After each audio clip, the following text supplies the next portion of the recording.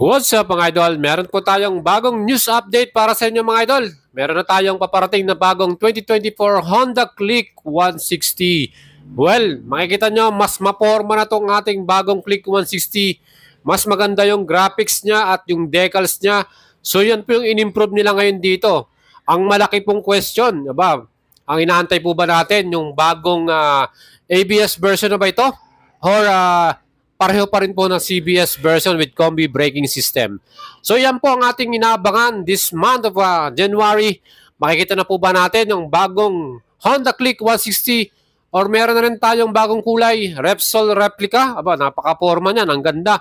At itong ating bagong decals or graphics, ganitong ating color red na to, siguradong mas magugustuhan nyo yan mga idol. Dahil na rin sa kanyang bagong colorway or version. At ito, yung ating engine, same pa rin yan. ESP Plus from Honda, 156.9cc total displacement, single cylinder, 4-valve single overhead camshaft, liquid cooling, program fuel injection by Honda, and CVT transmission. Max power 15.2 HP at maximum torque 13.8 Newton meters. Ganun kalakas itong ating Honda Click 160 na to.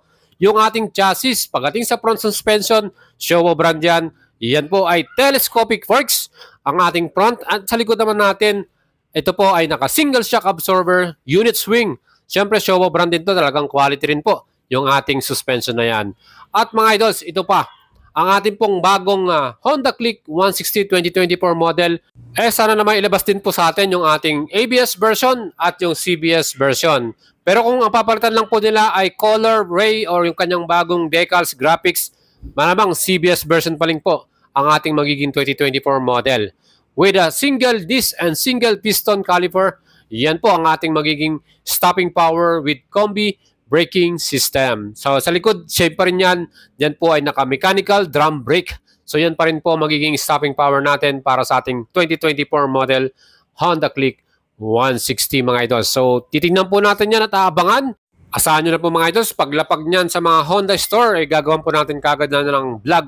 Titingnan po natin kung ano yung braking system at ano yung makikita nating mga bagong colorway or bagong graphics and decals niyan. Sa atin namang upuan, siyempre ang ating seat height 778mm para dito sa ating Honda Click 160. At siyempre yung ating total weight ito ay 116 kilograms at ang ground clearance naman ay 138mm. Well, yung overall na sukat ito, wheelbase, 1,277mm mga idols. Siyempre, meron din tayong malaking compartment dito sa ating Honda Click 160. Ang total luggage compartment ito ay 18 liters mga idol. Ganun kadami malalagay natin dyan. Siyempre pa, ito po, meron din tayong mga tools at meron din tayong mga manual na makukuha pag binili natin to. At yung ating battery, yan po ay maintenance-free. And pag in-install na itong ating battery na yan, dyan po yan sa may floorboard natin, sa may bandang gitna. Kaya meron tayong napakagandang gulay board din dito po sa ating Click 160 na to. Pagdating naman sa ating fuel tank, ang capacity naman nito ay 5.5 liters. At ang the best dyan mga idol, dahil 5.5 liters dyan, ang fuel consumption naman natin 46.7 km per liter. Ganon katipid dito. At syempre, meron din tayong side stand at yan po may cut-off switch. Pag naka-side stand po tayo, hindi natin mapapaandar yung ating engine. Syempre, pag tinanggal mo na yan at tinupi mo na, yun, may start na natin. At itong ating pinaka-front face, mga idol, makikita nyo, maganda na siyang tignan dahil may mga nakalagay ng graphics dyan, may decals, 2024. Hindi po yun yung actual na mismong graphics niya, pero makikita po natin na mas iba na po ang itsura nitong ating 2024 new Honda Click 160. So, ang kagandahan dito yung ating mga ilaw, lahat po yan ay all LED. Yung ating daytime running light, headlight, yung mga signal indicators natin, at yung pati na rin ating taillight mga idols. Yung brake light natin yan, LED po lahat yan. Kaya very visible tayo sa daan at sa ating mga nakasunod sa atin. So itong ating bagong 2024 model na Honda Click 160 natin, ito po, talagang madali lang siyang gamitin. Very comfortable, easy para sa mga riders dahil na rin sa ating gulay board, dahil na rin sa bigat niya, 116 kilograms. At ito pa, meron pa tayong feature na Honda Smart Key. Siyempre, meron niyang answer back system at yung kanyang alarm. Plus yung ating bukasan ng upuan, katabi na rin niya. So very convenient para sa mga riders yan. At of course, itong ating keyless, may security yan. Talagang mas safe na safe itong ating scooter na to.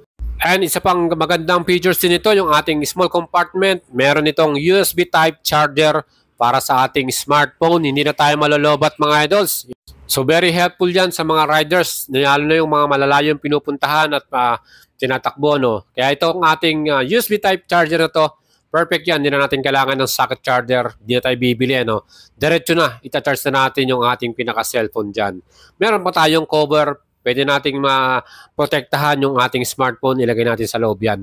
And sa right side naman, meron tayong open compartment. Pwede natin ilagay yung mga maliliit na bagay na dala natin, yung mga essentials natin. At meron din tayong front hook pag sasabitan natin ng mga helmet or mga plastic tayong naradala. So yung kagandahan nga dito, sabi ko nga sa inyo, meron tayong middle flat footboard. So mas relax yung paa natin. At of course, pag meron tayong iba pang gamit na dala, perfect din yan, may ilalagay natin dyan. So magagamit po natin yung gulay board na yan. Yan po yung tawag nila dyan. Well mga idols, itong ating 2024 new model na Honda Click 160, kaabang-abang na to. No? Hopefully, humabol pa ngayong taon na 2023, December, at makita na natin kagad yung bagong unit na yan. Siyempre, mas kaabang-abang dahil bagong decals, bagong graphics, or bagong color. Depende po sa Honda kung ano yung lalabas nila.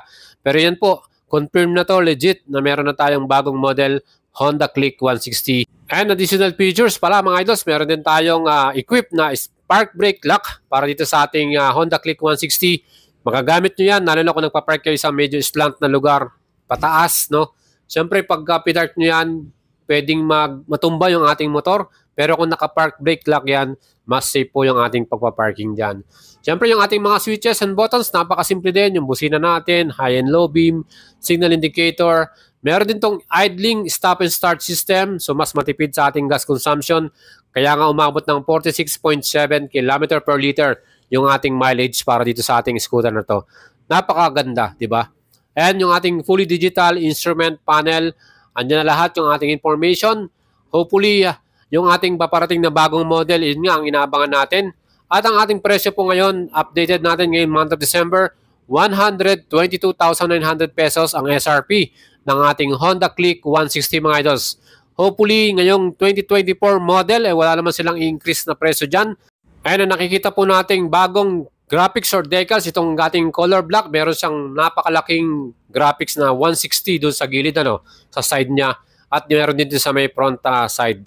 Again, yung new color version, hopefully meron tayong bagong kulay. Ganitong gray and yellow combination. Or itong ating blue and white combination. Plus yung atin din nagustuhan yung replica ng Repsol Racing GP.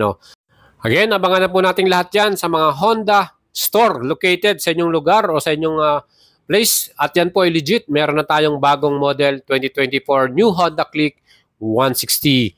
Mas pinapogi, mas pinaporma. At yan po ang ating inaasahan. Sana ilagay nga nila yung version na ABS. And kung wala man yan, syempre mas tataas ang presyo pag may ABS mga idol.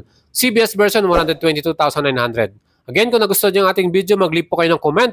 At syempre, kung ano po yung mga gusto nyong kulay, ilagay nyo na rin yung comment nyo dyan. At of course, huwag nyo kalimutang i-subscribe ang ating channel at follow nyo ako sa ating FB page for more moto news.